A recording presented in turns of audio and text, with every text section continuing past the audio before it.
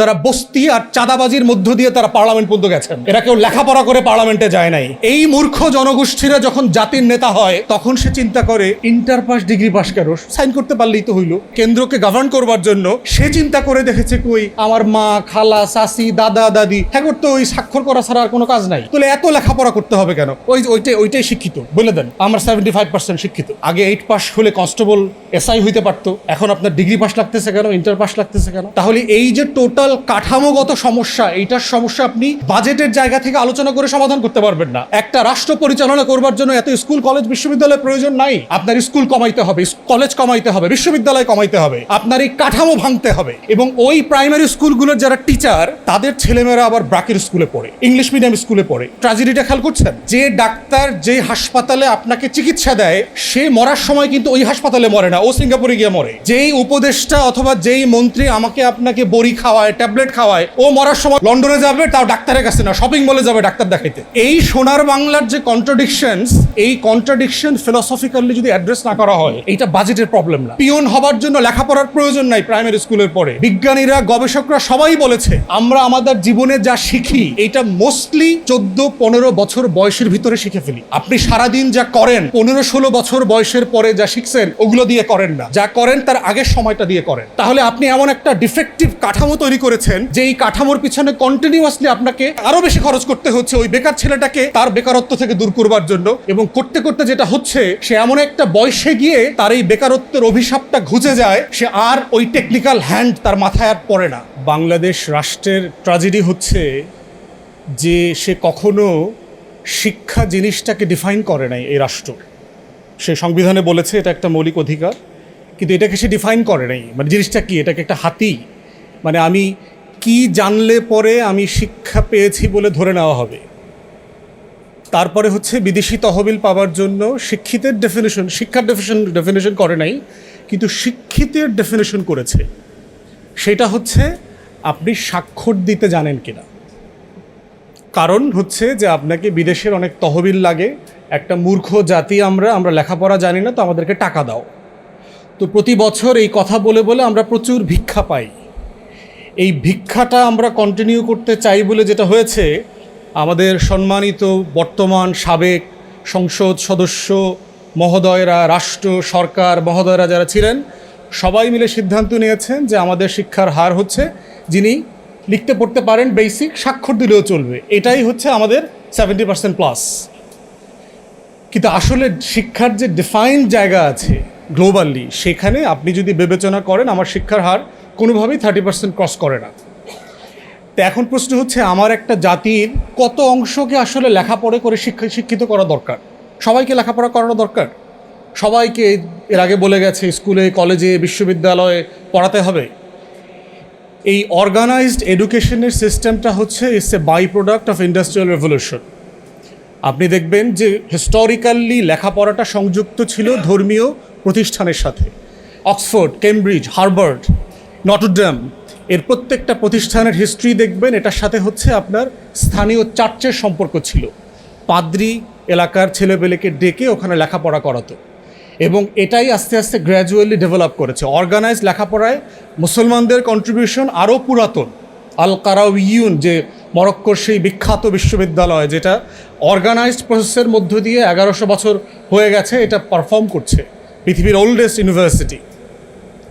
তাহলে ইন্ডাস্ট্রিয়াল রেভলিউশনের পরে কেন সার্টেনলি রাষ্ট্রগুলো, রাজ্যগুলো, এম্পায়ারগুলো বোধ করছে যে আমার একটা শিক্ষা কারিকুলাম দরকার, একটা মেকানিজম দরকার? কারণ তার কর্মচারী দরকার, কারণ তার স্পিনিং মিল করছে। আপনি বেডফোর্ডের কথা চিন্তা করেন, ম্যানচেস্টারের কথা চিন্তা করেন, বার্মিংহাম, ওল্ডহ্যাম, লিভারপুল, এই শহরগুলো তখন কি করছে?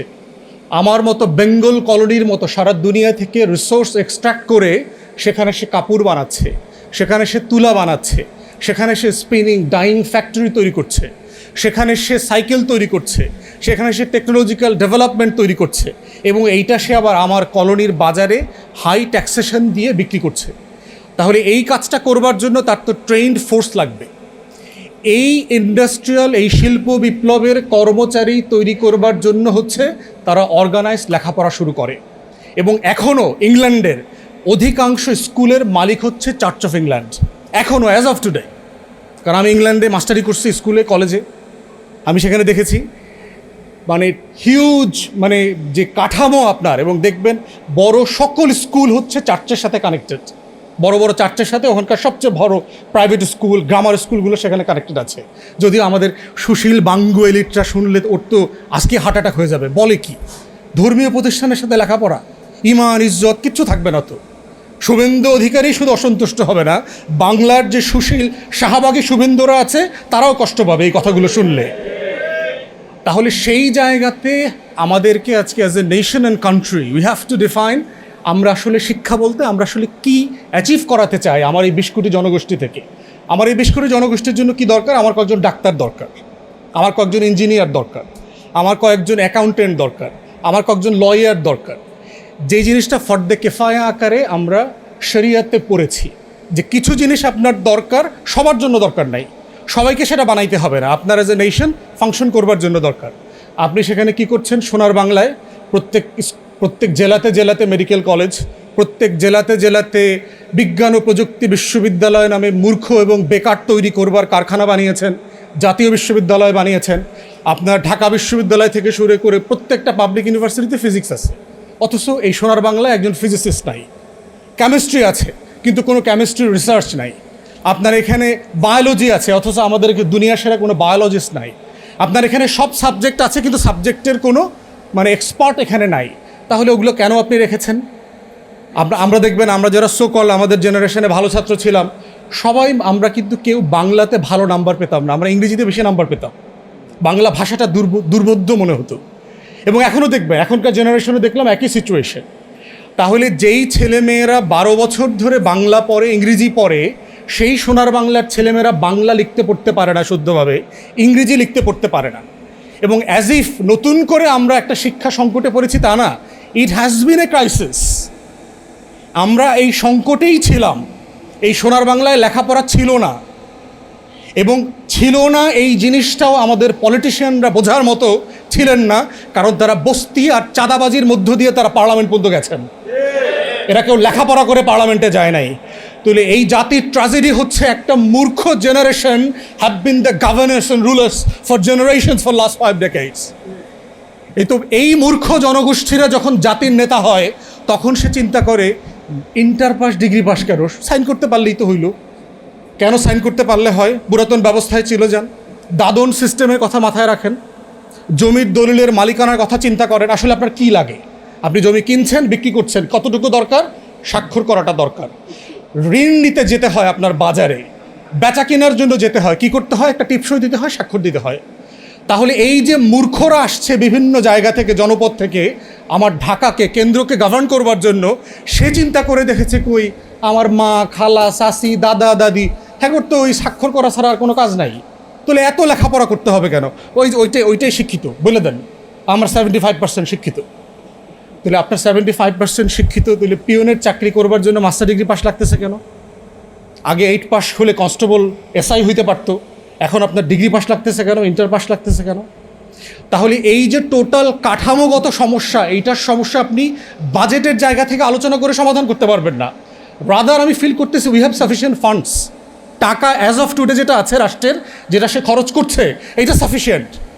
আপনার স্কুল কমাইতে হবে, কলেজ কমাইতে হবে, বিশ্ববিদ্যালয় কমাইতে হবে, আপনার এই কাঠামো ভাঙতে হবে। একটা রাষ্ট্র পরিচালনা করবার জন্য এত স্কুল কলেজ বিশ্ববিদ্যালয়ের প্রয়োজন নাই। আমি যেহেতু নির্বাচন করেছি, আমি প্রত্যেকটা এলাকাতে যেহেতু এক্সটেন্সিভলি দেখতে হয়েছে, প্রাইমারি স্কুলে 50 জন স্টুডেন্ট আছে এইরকম স্কুল আমি খুব কম পাইছি। 50 জন স্টুডেন্ট আছে, কিন্তু পাশেই দেখবেন নুরানি মাদ্রাসা আছে, ফুরকানিয়া মাদ্রাসা আছে, ওই মাদ্রাসায় 200-250 স্টুডেন্ট আছে। এবং বাবা মারা মনে করে যে আমার ছেলে মেয়েটা স্কুলে পড়ার থেকে ওই নুরানি ফুরকানিয়া মাদ্রাসায় পড়লে ভালো হবে।